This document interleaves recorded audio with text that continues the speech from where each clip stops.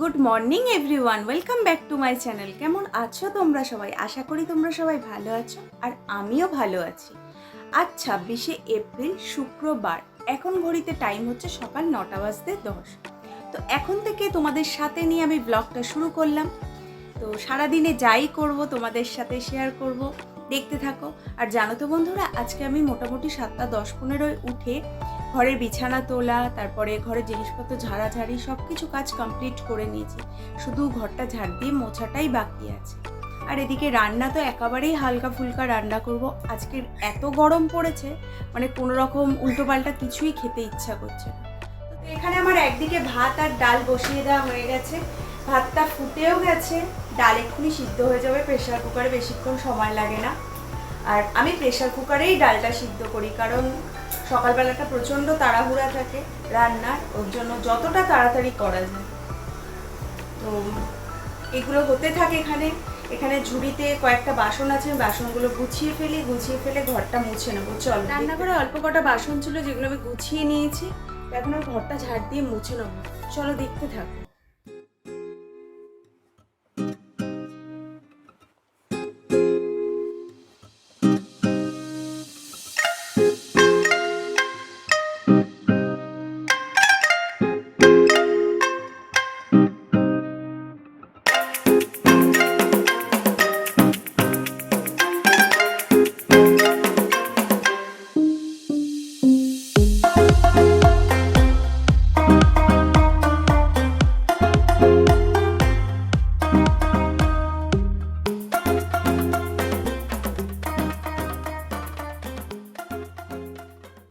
ঘর দুয়ার ঝাড় দেওয়া হয়ে গেছে, কিন্তু এখনো মোছা হয়নি। তোমাদের দাদাভাই বাড়িতে আখের রস এসেছিল, নিয়ে নিয়েছে।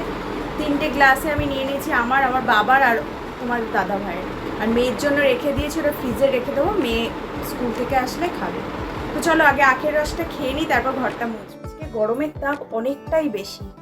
মুখ চোখের হাল দেখেছো গরমে কি অবস্থা হয়ে গেছে। তো যাই হোক, কাজকর্ম তো করতেই হবে, কেউ তো করে দেওয়ার নেই। চলো ঘরটা মুছে ফেলি।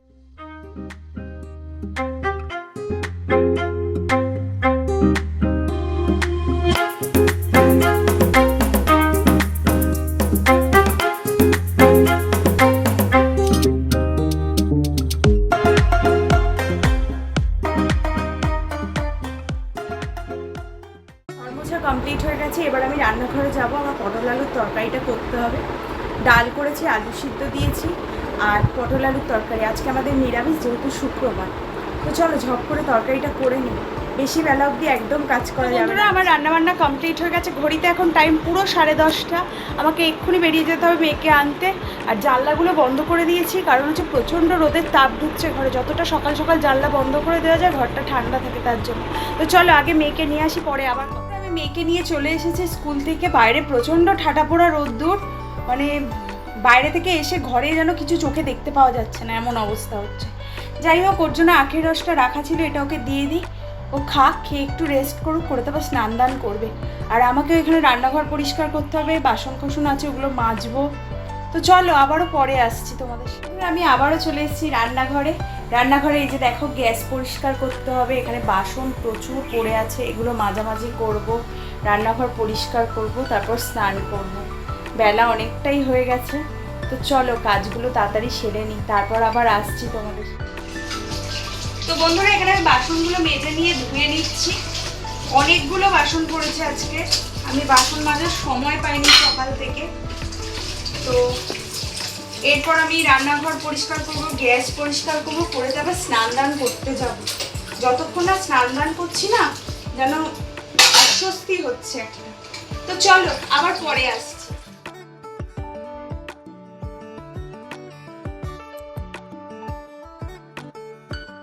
তো বন্ধুরা, আমার ঘরের সমস্ত কাজবাজ কমপ্লিট হয়ে গেছে, একেবারে নিট অ্যান্ড ক্লিনভাবে সব কাজ করে নিয়েছি।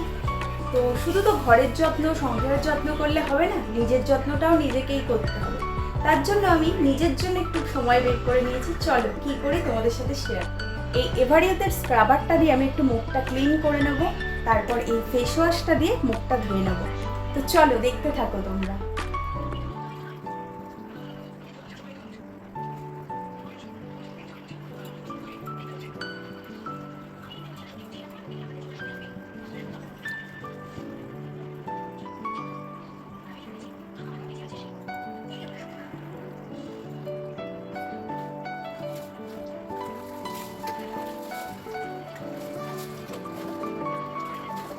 তো দেখো বন্ধুরা, স্ক্রাবারটা দিয়ে মিনিট 5-7 একটু স্ক্রাবিং করার পরে মুখটা কতটা ক্লিন হয়ে যায়। এই স্ক্রাবারটা কিন্তু সত্যি আমার খুব স্যুট করে। আমি অনেক দিন ধরে এটা ইউজ করছি, খুব ভালো, আমার জন্য তো খুবই ভালো এটা। তো এরপর আমি এই ফেস ওয়াশটা দিয়ে একটু মুখটা ধুয়ে নেবো, ব্যাস ধুয়ে আমি স্নান দান করে নেবো। চলো আবার স্নানের পরে আমি স্নান দান করে চলে এসেছি। এখন ঘড়িতে বাজে দুপুর 2টো। এবার আমরা লাঞ্চটা করে নিই, চলো আবারও পরে আসি। দুপুরবেলা লাঞ্চের পর একটু রেস্ট করছিলাম। এখন ঘড়িতে টাইম হচ্ছে বিকেল 5টা 10। মেয়েকে নিয়ে এক্ষুনি বেরিয়ে যেতে হবে, এর পড়া আছে। তো বিকেলবেলা ঘুম থেকে উঠে জানলাটা খুলে একটু জানলার ধারে বসে আছি, বেশ ভালো লাগছে। তো চলো আবার পরে আসছি। Everyone, good evening. আমি মেয়েকে 5:30টার সময় পড়তে দিয়ে চলে এসেছি।